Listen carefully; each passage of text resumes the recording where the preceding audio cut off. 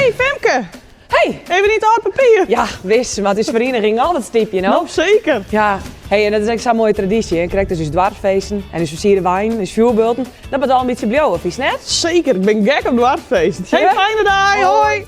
Hey Boina, haast nog even. Ik wil hier nog graag wat chill eten. Tjie, hier wil ik die even wat chill eten. Oh.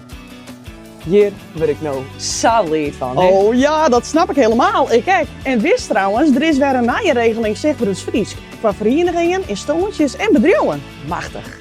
Heel leuk, hè? Ja, die echt heel leuk. Hey, maar kist nog maar vertellen waarom als dit eigenlijk zo belangrijk is? Je wist. Cultuur is wichtig voor uw gemeenschap. Weten wat de geschiedenis van uw gebied is, maakt het dat wij gruttig binnen. Cultuur is net alleen een musea, maar ook theater, toneel en muziek. De gemeente jouwt subsidie om cultuur actief uit te dragen. En dat willen we vanzelfs graag zo horen.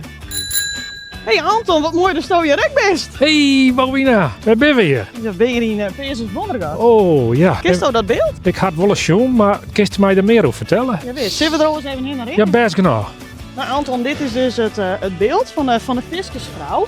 En dat in je Delzet weer in verband met de zwarp van 1883.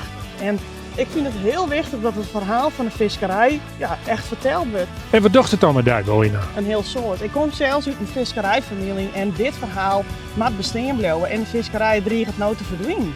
Hier in het prachtige Ajem. Ajem is ook wel bekend om een mooie dorpsfeest met versierde wijn.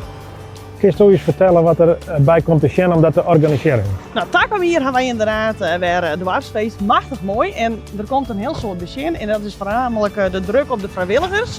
Er moet een heel soort formulieren moet er ingevuld worden. En wij zeggen van minder regels, meer betrouwen. En de regels moeten wijzen van veiligheid. Oké, dat is helder, maar dan kost het ook nog wel een prototiel, denk ik, om dat te organiseren. En waar helpt zo'n dwarsbelang of een vereniging dat geld bij? Nou, de verenigingen of een dwarsbelang die kunnen geld, kunnen subsidie onvreten.